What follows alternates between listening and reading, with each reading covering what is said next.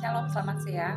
Siang ini saya ingin sharing firman Tuhan yang terambil dari Matius 6 ayat 32 sampai 34. Nah, kita tahu di Matius 6 ini adalah berbicara tentang ada 6 hal, yaitu hal di dalam memberi sedekah, hal di dalam berdoa, hal di dalam berpuasa, hal di dalam mengumpulkan harta, dan hal kekhawatiran.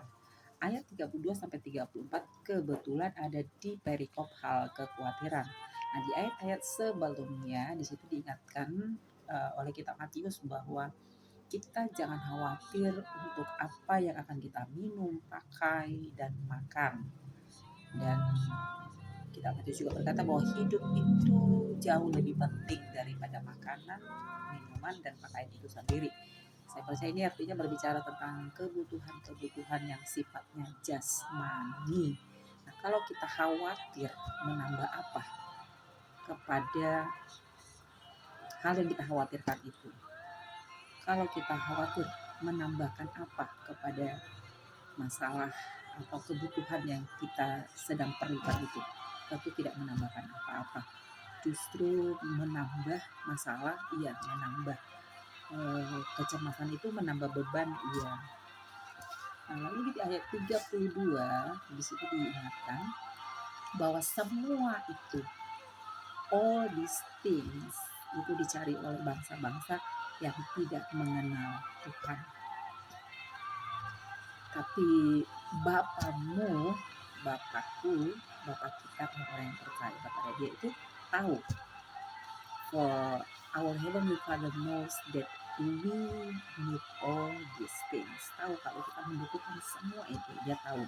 Tapi, nah di ayat 33 ada kata tapi. Jadi Tuhan tuh nggak mau kita itu mengkhawatirkan itu, gitu.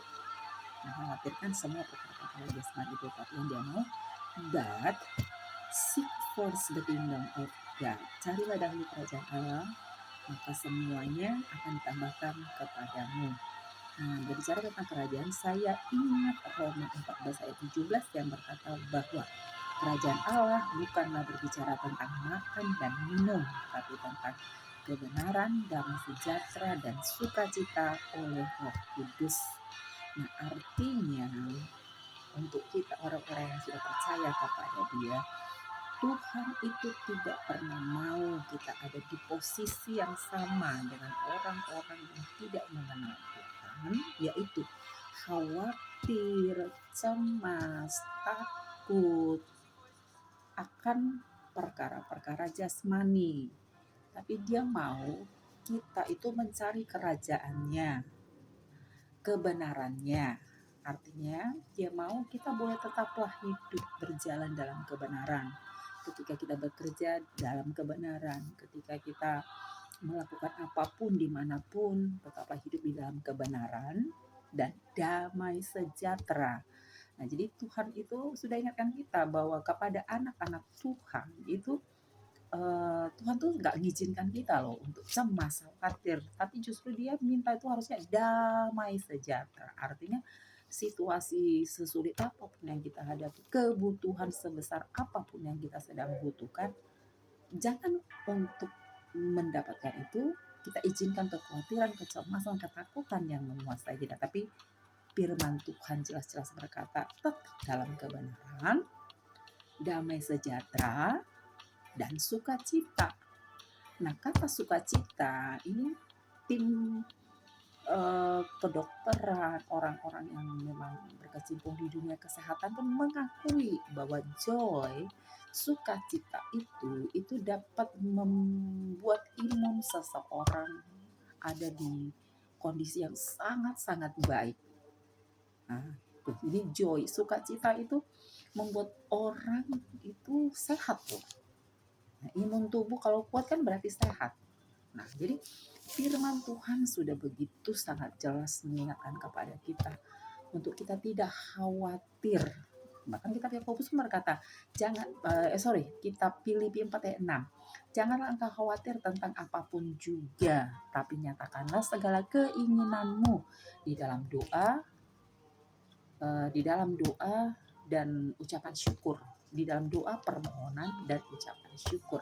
Nah, jadi firman Tuhan itu jelas-jelas sekali mengingatkan kita bahwa kecemasan, ketakutan, kekhawatiran itu nggak boleh kita izinkan hadir dalam hidup kita. Tapi yang boleh itu adalah kebenarannya, damai sejahteranya, sukacitanya oleh Roh Kudus. Karena memang dengan kekuatan kita sendiri itu kita nggak mampu. Tapi kalau kita aktifkan Roh Kudus yang sudah memang ada di dalam diri setiap orang percayanya, maka saya percaya kita boleh tetap berjalan di dalam kebenaran, boleh tetap hidup dipimpin oleh kebenaran, kita boleh tetap melayani di dalam kebenaran, kita boleh tetap bekerja di dalam kebenaran, kita boleh tetap bersosialisasi, berteman, tetap berjalan di dalam kebenaran, dan damai sejahtera dan sukacita itu boleh menjadi gaya hidup kita, boleh senantiasa memenuhi hati dan pikiran kita. Nah, maka ayat 34 berkata, sebab itu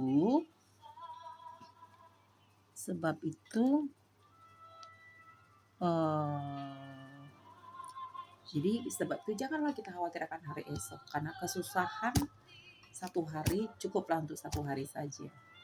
Nah, ini artinya mengajarkan kita bahwa kita harus mengaktifkan iman kita, karena firman Tuhan pun kan berkata orang benar akan hidup oleh imannya. Jadi memang salah satu ciri khas dari believers, orang yang percaya atau murid Yesus Kristus itu adalah harus hidup dengan iman. Nah, jadi kita harus punya iman. Kesusahan hari ini cukuplah untuk hari ini. Jangan kita yang tetap terus membawa kesusahan yang hari ini untuk tidak menjadi bagian kesusahan di hari esok. Nah, kita harus beriman, kita harus percaya bahwa hari esok itu jauh lebih baik dari hari ini. Hari esok pasti jauh lebih baik dari hari kemarin. Nah, itu. Jadi kalau kita benar-benar ya mempelajari firman Tuhan ini, kita berikan hati kita, gitu kan, kita lembutkan hati kita. Jadi kita mengizinkan rasio kita ini, pikiran kita ini tunduk kepada Dia, maka kita akan diberikan dia pengertian, kita diberikan pengetahuan untuk mengerti. Lalu kita minta Roh Kudus membantu kita untuk boleh melakukannya, mengaplikasikannya dalam hidup kita. Karena kalau boleh jujur, kalau kita sungguh-sungguh mempelajari firman Tuhan ini, mengerti, maka benar ini adalah seperti kompasnya dalam hidup kita, menjadi seperti pembimbing yang membimbing hidup kita, memimpin hidup kita, sehingga ya kembali lagi gitu, Tuhan tuh ciptakan kita kan bukan untuk dibuat susah, bukan untuk dibuat sedih-sedih macam itu, tapi Tuhan ciptakan kita itu memang menjadi partner Dia. Artinya kehidupan kita ini harus memang benar-benar menjadi mitra kerajaannya Dia untuk dunia gitu. Jadi biar dunia tuh lihat kita itu ya lihat Kristus gitu. Nah, tapi bagaimana orang dunia bisa lihat Kristus itu dalam kita? Ya memang mau nggak mau kita harus menghidupi firman-Nya. Kita harus benar-benar hidup dengan punya gaya hidup, lifestyle-nya benar-benar firman Tuhan gitu. Maka dunia lihat, dunia dapat melihat, dunia dapat juga merasakan, dan dunia boleh dapat mengalaminya, sehingga dunia boleh berkata mau mengikut Yesus karena kita. Tuhan berkati, God bless you.